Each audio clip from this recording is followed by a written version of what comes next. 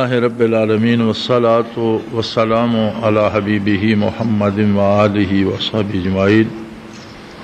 اعوذ باللہ من الشیطان الرجیم، بسم اللہ الرحمن الرحیم۔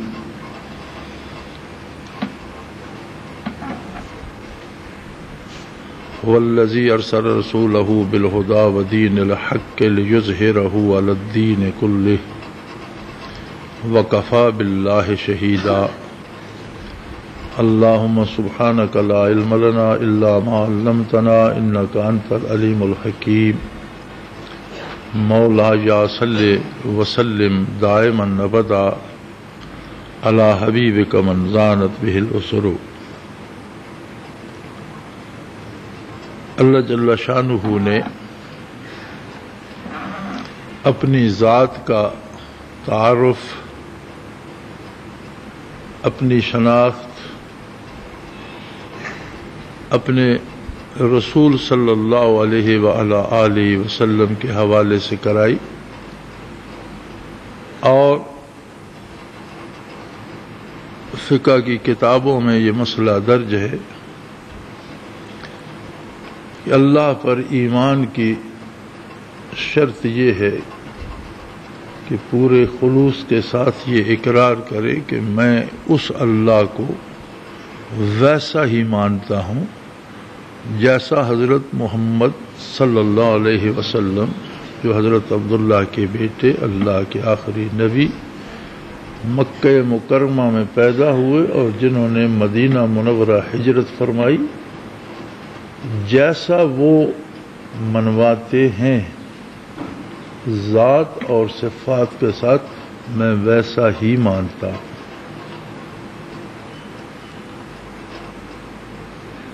ایک آخری طاقت جو سب پر غالب ہے، یہ ماننا انسانی عقل کی مجبوری ہے۔ جو لوگ کسی مذہب کو نہیں مانتے، در حقیقت یہ بھی ایک مذہب ہے کہ کسی مذہب کو نہ مانا جائے، اور ان کے نزدیک زمانہ سب کچھ کرتا ہے، وقت سب کچھ کرتا ہے، اور جوں جوں وقت گزرتا ہے، جوں جوں زمانہ بدلتا ہے، چیزیں تبدیل ہوتی رہتی ہیں۔ اب آج کئی دن سے مغربی محققین اس بات کی تفصیلات بیان کر رہے ہیں کہ آدمی کس طرح بندر سے انسان کیسے بنا۔ اب اس پہ وہ زور لگا رہے ہیں کہ زمانے نے، وقت نے اس میں تبدیلیاں پیدا کی، اور یہ ہڈی فلاں زمانے کی ہے، اس وقت یہ بندر تھا، پھر یہ ہڈی فلاں زمانے کی ہے۔ کوئی بے شمار کھوپڑیاں اکٹھی کر رکھی ہوتی ہیں، کوئی ہڈیاں، تو وہ آہستہ آہستہ آہستہ آہستہ موجودہ دور کے انسان کے قریب ہوتا جا رہا ہے۔ اسی لیے انہیں دہریہ کہا جاتا ہے کہ یہ دہر کو، زمانے کو سب کچھ مانتے ہیں۔ لیکن سوچنے کی بات یہ ہے کہ ایک طاقت کو ماننا کہ وہ آخری طاقت ہے اور سب کرتی ہے، ان کی بھی مجبوری ہے۔ اسی طرح ہندوؤں کے بہت سے فرقے ہیں اور بہت سے بے شمار بتوں کو دیوی دیوتاؤں کے نام سے مانتے ہیں، لیکن تمام دیویوں کو، دیوتاؤں کو کچھ نہ کچھ اختیار دیتے چلے آتے ہیں۔ پھر آخر انہیں بھی ایک ماننا پڑتا ہے کہ ایک مہادیو ہے، سب سے بڑا دیوتا ہے، کہ سارے اس کے بھی تابع۔ یعنی عقل انسانی کی یہ مجبوری ہے کہ آخر اسے ایک ایسی طاقت ماننا پڑتی ہے جو سب پر غالب ہے۔ تخلیق کے اعتبار سے چلیں تو جی اسے اس نے بنایا، اسے کس نے بنایا، اس نے بنایا، اسے کس نے بنایا، آپ چلتے رہیں تو اس میں جب تک ایک آخری طاقت نہ مان لیں کہ وہ اپنی ذات سے قائم ہے، اسے کسی نے نہیں بنایا، تب تک تسلسل ختم نہیں ہوتا۔ لہذا مجبوراً عقل انسانی کو ایک آخری طاقت ماننا پڑتی ہے، اور یہ جو عقل کی مجبوری ہے، یہ معرفت الہی کا دروازہ نہیں۔ ہاں، عہد فطرت میں جب انبیاء علیہ الصلوۃ والسلام کی تعلیمات ناپید ہو گئیں، اور کسی نے اپنی عقل سے یہ بات تلاش کر لی کہ کوئی ہے جس نے سب بنایا، جو سب کو چلاتا ہے، وہ کون ہے، کیسا ہے، مجھے کوئی بتانے والا نہیں، اس کے لیے اتنا ایمان اس کی نجات کے لیے کافی۔ لیکن جب انبیاء مبعوث ہوتے ہیں اور تعلیمات انبیاء موجود ہوتی ہیں تو پھر ان سے ہٹ کر اپنی اٹکل پچو چلانا یا اپنی عقل کو استعمال کر کے سمجھنا، انسان اس کی استعداد ہی نہیں رکھتا۔ پھر حضور صلی اللہ علیہ وسلم کی بعثت اتنا عظیم واقعہ ہے کہ پہلی اور آخری مرتبہ آپ صلی اللہ علیہ وسلم کی بعثت پہلی اور آخری مرتبہ سارے جہانوں کے لیے فرمائی گئی، تمام انسانوں کے لیے فرمائی گئی، تمام اقوام عالم کے لیے فرمائی گئی، تمام ممالک کے لیہ فرمائی گئی۔ ایھا الناس انی رسول اللہ علیکم جمیعا، اے اولاد آدم تم جہاں کہیں ہو میں تم سب کے لیے اللہ کا رسول۔ اور یہ چھوٹی بات نہیں تھی، دنیا میں اولاد آدم پھیل چکی تھی، اقوام میں تبدیل ہو چکی تھی، اقوام قبائل میں بدل چکی تھی، ممالک میں تقسیم ہو چکی تھی، موسم مختلف تھے، مزاج مختلف تھے، خوراکیں مختلف تھیں، زبانیں مختلف تھیں، اوقات مختلف تھے، ایک جگہ دن ہوتا ہے، ایک جگہ رات ہوتی ہے، ایک جگہ گرمی ہے، دوسرے ملک میں سردی ہے۔ تو جو انبیاء علیہم الصلاۃ والسلام کسی خاص قوم میں مبعوث ہوتے، اس قوم کا ایک متعین علاقہ ہوتا، اس کا مزاج ہوتا، اس کے مطابق احکام نازل فرمائے جاتے۔ عقائد تو ہمیشہ سے ایک ہی رہے اور ہمیشہ ایک ہی رہیں گے، لیکن احکام میں تبدیلی ہوتی اور ان کے مزاج، ان کے موسم، ان کے اوقات کے مطابق احکام ارشاد فرمائے جاتے۔ اب ایک ایسا نظام عبادت، ایک ایسا نظام عدل، ایک ایسا نظام حیات، ایک ایسا نظام اخلاقیات جو ساری دنیا پر بیک وقت قابل عمل ہو اور ہر جگہ مفید ہو، انسان کی جان مال آبرو کو تحفظ دیتا ہو، انسان کے اوقات کی حفاظت کرتا اور اسے اللہ کے حضور واصل کرتا ہو، یہ کام صرف اللہ کر سکتا ہے، مخلوق کے بس کی بات نہ تھی۔ 14 صدیاں بیت گئیں، 15ویں صدی کا بھی ایک چوتھائی بیت گیا، اور یہ مشاہدہ ہے کہ روئے زمین پر اللہ کے بندے موجود ہیں، اللہ کا دین موجود ہے، ان کے عقائد بھی ہیں اور اعمال بھی اور عبادات بھی۔ چین میں اگر مسلمان نماز روزہ کرتے تو افریقہ میں بھی کرتے ہیں، یہاں سردی ہوتی ہے تو وہاں گرمی ہوتی ہے، یہاں گرمی ہوتی ہے وہاں سردی ہوتی ہے۔ جاپان میں اگر کرتے ہیں تو امریکہ کے مغرب میں بھی کرتے ہیں، جہاں دن رات کا فرق ہوتا ہے، یہاں ہمارے پاس دن ہوتا ہے تو اب امریکہ کے مغرب میں رات ہوتی ہے۔ مغربی امریکہ کا اور ہمارا 12 گھنٹے کا فرق ہے۔ موسموں کا بھی بڑا فرق ہے، کہیں سارا سال برف جمی رہتی ہے، کہیں تپتے سیراں ہیں کسی جگہ اور سارا سال کوئی چھینٹا نہیں پڑتا۔ لیکن ایسا معتدل، ایسا متوازن، اتنا صحیح اور درست نظام زندگی کے ہر شعبے کا کہ ہر حالت میں اور ہر جگہ قابل عمل ہو اور مفید ہو، انسانی معاشرے کے لیے بھی، انسان کی ذات کے لیے بھی، اس کے ظاہر کے لیے بھی اور اس کے باطن کے لیے بھی، اس کی دنیا کے لیے بھی اور اس کی آخرت کے لیے بھی، یہ حقیقت انقلاب ہے۔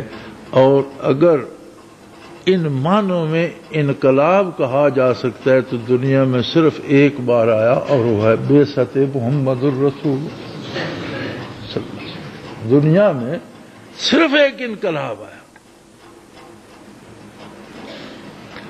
اس دین میں خصوصیت کیا تھی؟ والذی ارسل رسولہ، وہ اللہ وہ ہے جس نے اپنے نبی صلی اللہ علیہ وسلم کو، اپنے رسول کو بھیجا بالہدا۔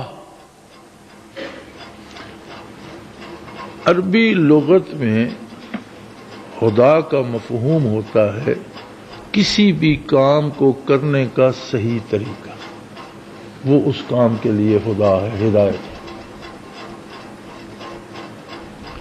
عقیدے میں ہدایت، صحیح عقیدہ، عمل میں ہدایت، صحیح عمل۔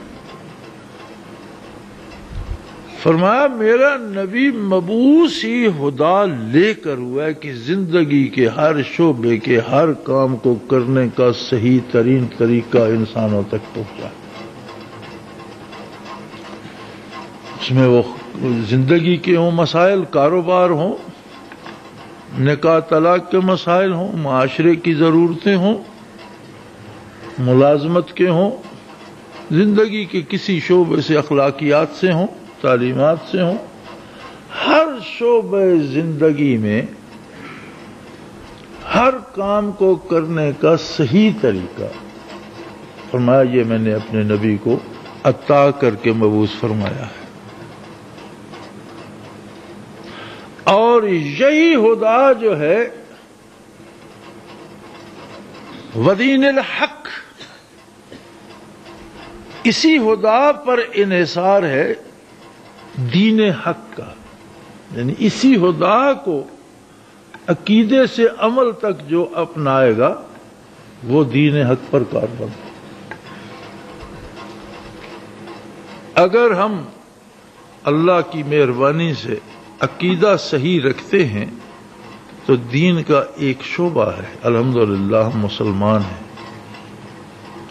لیکن اگر عمل نہیں کرتے تو اس کی مرضی، وہ معاف کر دے تو معافی کی گنجائش باقی ہے، چونکہ کافر کے لیے اگر اس کا خاتمہ کفر پر ہوتا ہے تو اللہ نے طے کر دیا کہ میں اسے معاف نہیں کروں، وہ تو فیصلہ ہو چکا۔ بندے مومن کتنا بھی خطا کار ہے، اللہ قادر ہے چاہے تو ساری خطائیں معاف کر دے، لیکن ایمان کے ساتھ عمل نہ کرنا ایک بہت بڑا جرم بھی ہے۔ عمل نہ کرنا ایمان کی ایک حد تک نفی کر دیتا ہے، چونکہ عمل گواہ ہے۔ اور اکثر ائمہ کرام نے، ائمہ فقہ نے بھی، ائمہ حدیث نے بھی، ائمہ تفسیر نے بھی اس بات کا اقرار فرمایا ہے کہ ایمان عمل ہی کا نام ہے۔ اگر عمل درست نہیں ہے تو اس کے ایمان کا کوئی اعتبار نہیں، سوائے امام ابو حنیفہ رحمۃ اللہ تعالی علیہ کے۔ اس میدان میں آپ اکیلے ہیں، اور وہ فرماتے ہیں کہ یہ کہنا کہ میں اللہ کو واحد اور اللہ کے نبی کو برحق مانتا ہوں، یہ بھی ایمان کا دعویٰ بھی تو ایک عمل ہے، اس کا یہ عمل تو قبول کیا جائے، اسے مسلمان تو مانا جائے۔ لیکن اور کوئی ائمہ کرام میں سے ان کے ساتھ کھڑا نہیں ہوتا، وہ فرماتے ہیں عمل ہی کا نام ایمان ہے، اگر عمل نہیں کرتا اس کی قول کا کوئی اعتبار نہیں۔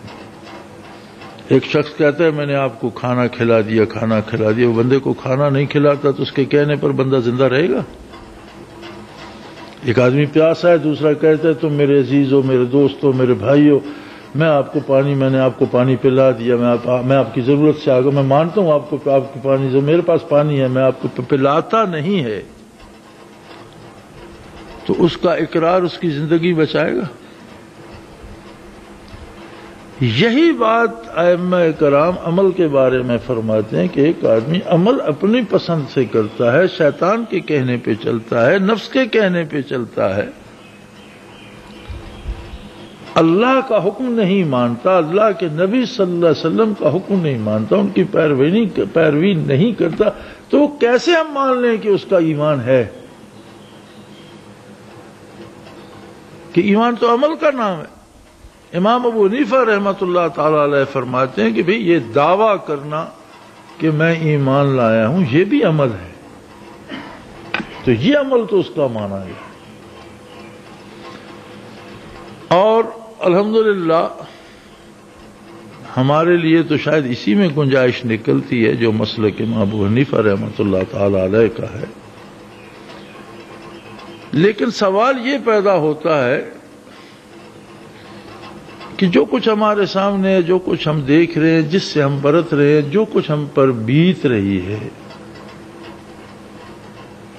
اس کا عالم، اس کی حالت، اس ماحول کو دیکھیں تو وحشت طاری ہو جاتی ہے کہ ایمان کہاں ہے. کسی کو چند ٹکے ملتے ہیں دوسرے کے کھا جاتا ہے، کسی کا بس چلتا ہے دوسرے کی عزت لوٹ لیتا ہے، کسی کا بس چلتا ہے دوسرے کی جان لے لیتا ہے. بازار سودا خریدنے جائیں تو کوئی اعتبار نہیں ہے کہ اگر دکاندار حاجی صاحب بھی ہیں تو پتہ نہیں نرخ صحیح لگا رہے ہیں یا نہیں، چیز پوری تول رہے ہیں یا نہیں، جو کچھ لے رہا ہوں، جس کے لیے پیسے دے رہا ہوں، وہی مل رہا ہے یا اس کی نقل مل رہی ہے. زندگی کا اعتبار نہیں. حکومتیں ہیں، حکمران ہیں، صدور ہیں، وزراء ہیں، وزراء اعظم ہیں، سب کچھ ہے، قانون ہے، اس کا محکمہ قانون کا نافذ کرنے والا بھی ہے، عدالتیں ہیں، سب کچھ ہے، لیکن آدمی کی زندگی کا کوئی تحفظ نہیں. تو اگر حقیقت تلاش کی جائے تو اس کا سبب ہم ہیں، ہمارا کردار ہے، ہماری خواہشات نفس ہیں، ہماری چھوٹی چھوٹی خواہشات جو ہم دوسرے کی چیز چھین لینا چاہتے ہیں، صرف اپنے لیے سوچتے ہیں میرا کیا ہوگا، مجھے کیا مل جائے گا، میں کیا حاصل کر لوں گا. اسلام ہے دوسروں کے لیے زندہ رہنے کا نام. کنتم خیر امہ، تم بہترین امت ہو، اخرجت للناس، تمہیں میں نے کھڑا کر دیا ہے تمام انسانیت کے لیے. دوسروں کی فکر تمہارے ذمہ ہے. کوئی اگر کفر و شرک میں مبتلا ہے تو اس کی فکر کرنا تمہارا کام ہے. کہیں نوع انسانی کی عزت اور عصمت لٹ رہی ہے تو اس کی فکر کرنا تمہارا کام ہے. کہیں کسی کے حقوق لٹ رہے ہیں تو اس کی فکر کرنا تمہارا کام ہے. حتیٰ کہ کوئی ایمان لائے یا نہ لائے، اس کے انسانی حقوق کے تحفظ کا خیال کرنا یہ تمہارا کام.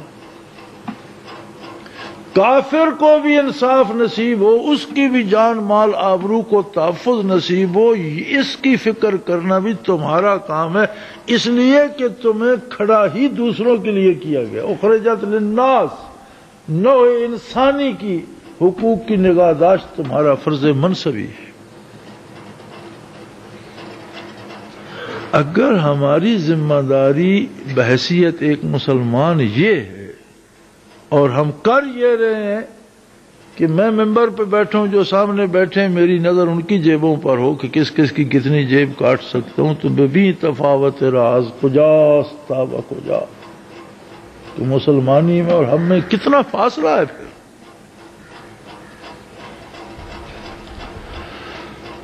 پھر ہر بندہ یہ کہتا ہے کہ فلاں صحیح نہیں ہے. فلاں کی بات بعد میں آئے گی، پہلے اپنی فکر تو کرو. اگر ایک بندہ اللہ مجھے توبہ دیتا ہے کی توفیق دیتا ہے اور میں اپنے کردار میں سچی پرخلوص توبہ کر کے زیادتی سے رک جاتا ہوں، تو شاید میری ایک کی توبہ ہزاروں آدمیوں کو دنیاوی تباہی سے بچانے کا سبب تو بن جائے. اگر ہم یہ سوچیں تو میرا خیال ہے سب سے زیادہ ضروری اور اہم کام یہ ہے کہ اپنی ذاتی اصلاح کی جائے. اب اصلاح کیسے ہو، اس کے لیے دو شرائط ہیں. جاننا بھی شرط ہے اور اس پر عمل کرنا بھی شرط ہے. جو جانتے ہی نہیں عمل کیا کرے، اور جانتا ہے عمل نہیں کرتا تو نتیجہ کیا آئے گا. ایک آدمی کو کھانا پکانا آتا ہے لیکن اٹھ کر پکاتا نہیں، پیٹ کیسے بھرے گا؟ آتا ہی نہیں تو پکائے گا کیا کھا. جاننا بھی ضروری ہے. جس طرح آپ نے یہ دیکھا کہ یہ بزرگ سفید ریش جھکی ہوئی کمروں والے بھی 8 روزہ کورس کر رہے ہیں. ضروری ہے جاننا. اگر یہ نہیں جانتے تھے، انہوں نے جو جانا، اللہ کریم انہیں عمل کی توفیق دے. بہت ضروری ہے.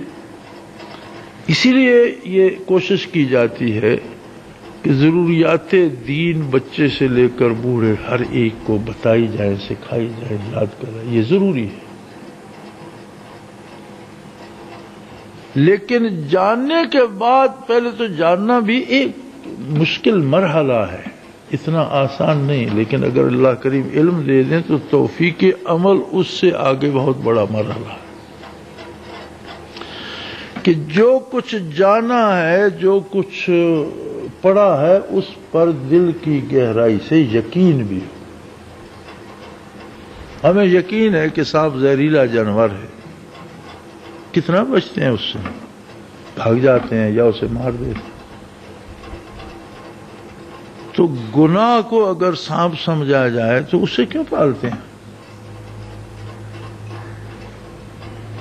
وہ مادی جسم کو ڈستا ہے اور اس کی حیات کے انقطاع کا سبب بنتا ہے، اور گناہ روح کو ڈستا ہے اور اس کی حیات کے انقطاع کا سبب بنتا ہے. روح کی موت ہوتی ہے اللہ سے محرومی، وصال الہی سے محرومی، ایمان سے محرومی. یہ روح کی موت ہے.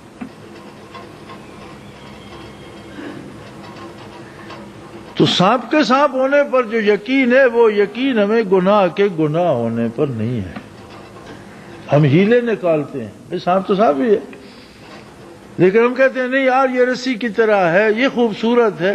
یہ تعویلیں ہم گناہ کے ساتھ کرتے ہیں. یہ جواز ہے اس کا، وہ جواز ہے. جب ہم ہیلا بندی کر کے اپنے لیے ایک گناہ جائز کرتے ہیں تو 14 کروڑ بندے ایک ایک گناہ بھی جائز کریں تو ملک میں تو 14 کروڑ گناہ روا ہو گئے نا. تو پھر اس پر کون سی حکومت آئے گی؟ کیسے حکمران ہونے چاہیے؟ کیسا نظام آئے گا؟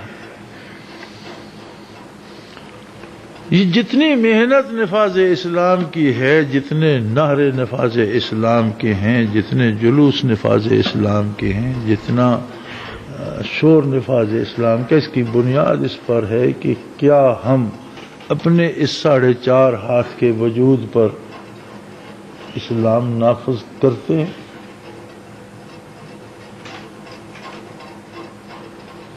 اگر نہیں کرتے تو اتنے بڑے خطے زمین پر ہمارے شور کرنے سے کیسے محفوظ؟ لیکن ایک بات یاد رہے، حالات دیکھے تو نظر یوں آتا ہے جیسے اسلام تو بس اب آخری ہچکی پر ہے اور یہ تو ختم ہو جائے گا.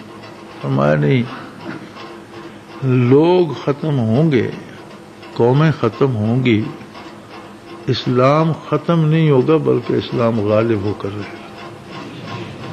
لِيُظْهِرَهُ عَلَى الدِّينِ كُلِّهِ. بعثت علی کی جو 3 خصوصیات فرمائی، ایک خدا، ہر کام کے کرنے کا صحیح طریقہ، دین الحق، صحیح نظریات، صحیح عقائد، صحیح عبادات. اور فرمایا اسلام تو میں نے اپنے نبی کو دین حق اور خدا کے ساتھ مبعوثی اس لیے کیا ہے لِيُظْهِرَهُ عَلَى الدِّينِ كُلِّهِ. جتنی طرح کے مذاہب عالم میں ہوں وہ سب پر غالب ہے.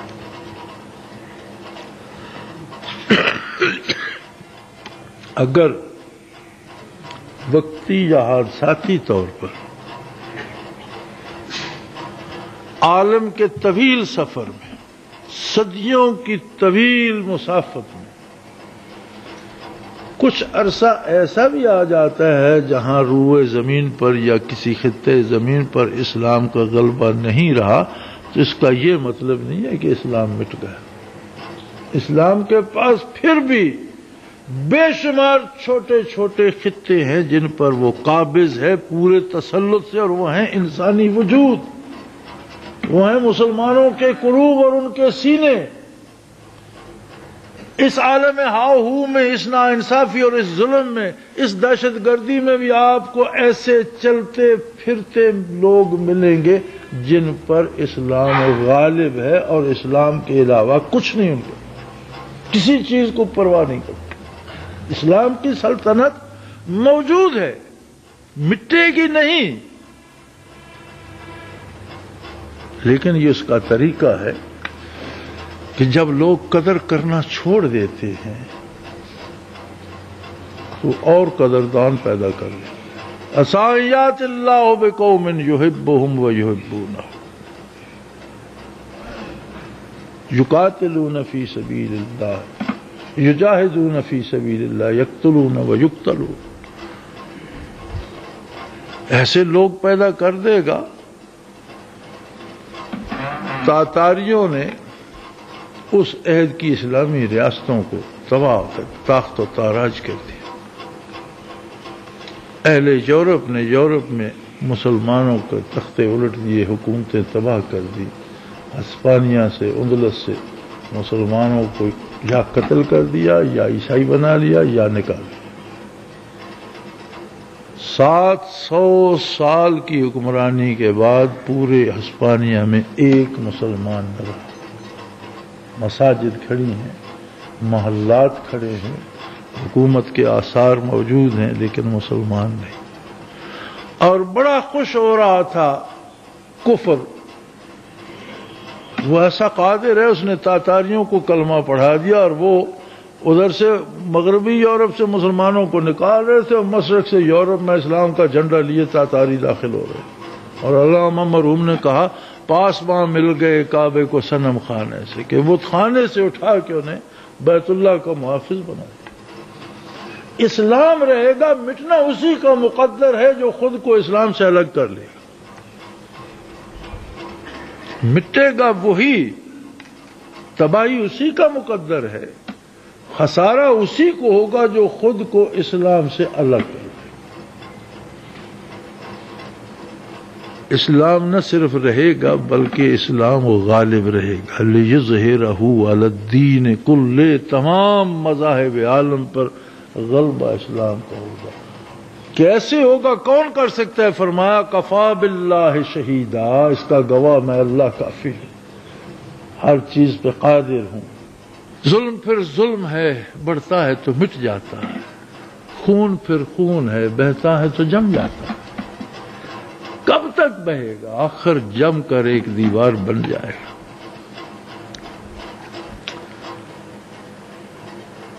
جو کچھ ہم دین پڑھ رہے ہیں، پڑھا رہے ہیں، جتنا مجاہدہ ہم ذکر اذکار کے لیے کریں، سارے کا حاصل کیا ہے؟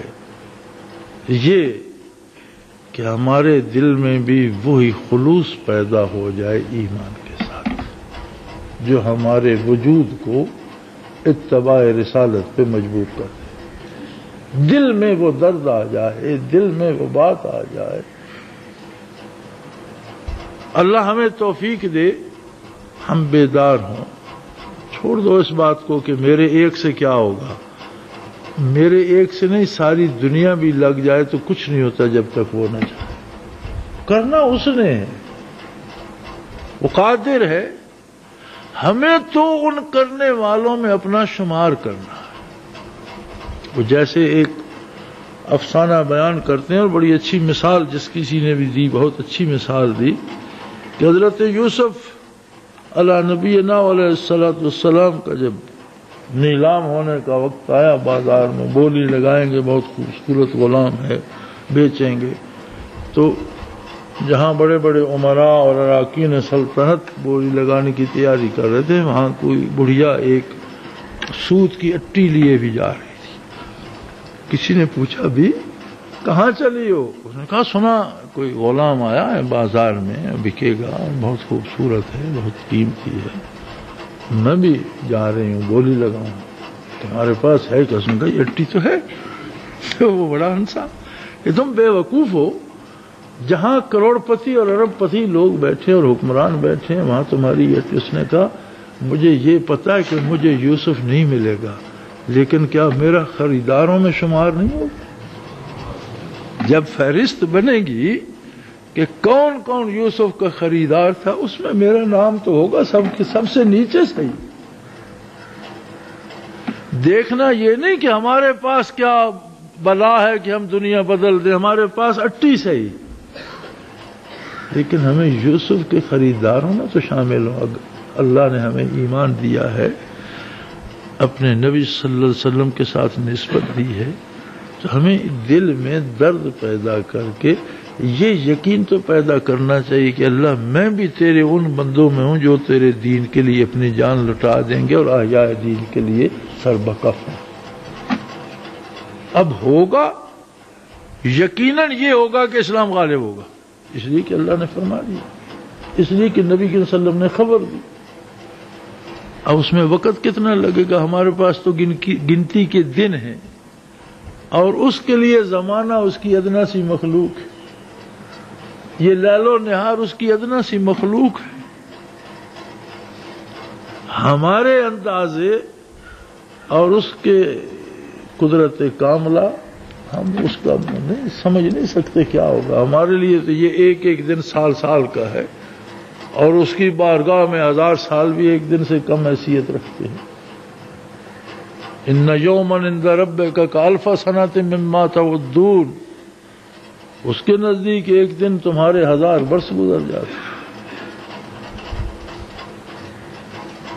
تو اگر ہمارے سامنے یا ہماری اس چھوٹی سی زندگی میں کچھ ایسی بات آ گئی کہ آپ کو اسلام یا اہل اسلام کمزور نظر آتے ہیں، تو اس میں کوئی گھبرانے کی بات نہیں۔ غلبہ اسلام کا مقدر ہے، اور کامیاب ہے وہ جو اپنے کو مسلمان کہتا ہے اور دل کے ساتھ، دل کی گہرائی کے ساتھ غلبہ اسلام کے لیے کوشاں ہو جائے۔ اس کا جہاد شروع ہو جاتا ہے اپنی ذات سے، اپنے آپ پر اسلام نافذ کرے، اپنے ارادوں پر اسلام کی بندش لگا دے، اپنی سوچوں پر اسلام کا پہرا بٹھا دے، اپنے کردار پر اسلام کو غالب کر دے۔ اللہ ہماری ان کوششوں کو قبول فرمائے۔ آپ حضرات بھی اس سے سمجھ کر کیجئے، اس بات کو سمجھیے، اس فلسفے کو سمجھ کر اس پر محنت کیجئے، اور یقین رکھیے اللہ کا دین غالب رہے گا، ہمیشہ سے ہے اور ہمیشہ رہے گا۔ کفر کا مقدر ہے مٹنا، جاء الحق وزہق الباطل ان الباطل کان زہوقا، کفر کا مقدر ہی مٹنا ہے، وہ اٹھتا ہی مٹنے کے لیے ہے، اور اسلام اٹھا ہے غلبے کے لیے۔ اور جب تک سورج آ جا رہا ہے زمین پر اللہ کا نام بھی رہے گا، اس کے ماننے والے، اس کو دل میں بسانے والے بھی رہیں گے۔ آقا نامدار صلی اللہ علیہ وسلم سے پوچھا گیا کہ یا رسول اللہ قیامت کب ہوگی؟ آپ صلی اللہ علیہ وسلم نے فرمایا حتی لا یقال اللہ اللہ، جس دن کوئی اللہ اللہ کرنے والا نہ رہا، اللہ اللہ کہنے والا نہ رہا، اس دن قیامت آ جائے۔ تو مطلب ہے قیامت تک دل اللہ کے نام پر دھڑکتے رہیں گے۔ یہ اس کا احسان ہے کہ مجھے آپ کو اس کی توفیق دے دے، ہمیں ان لوگوں میں شامل کر دے جو اللہ کا نام لیتے ہیں، ہمیں ان لوگوں میں شامل کر دے جو اطاعت پیغمبر کی طلب صادق رکھتے ہیں، ہمیں ان لوگوں میں شامل کر دے جو اصلاح احوال کے لیے کوشاں ہیں 1000 کوتاہیوں لغزشوں کے باوجود۔ اللہ کریم ہماری گناہوں اور لغزشوں سے درگزر فرما کر توفیق عمل عطا فرمائے، عامت المسلمین کو غلبہ اسلام کا درد عطا کرے، شہداء کے درجات بلند فرمائے، اور مجاہدین کو ہمیشہ ہمیشہ اپنی طاقت، اپنی قوت، اپنی تائید سے نوازتا رہے، کفر کو خائب و خاسر کرے کہ یہ اس کا مقدر ہے۔ وآخر دعوانا ان الحمد للہ رب العالمین۔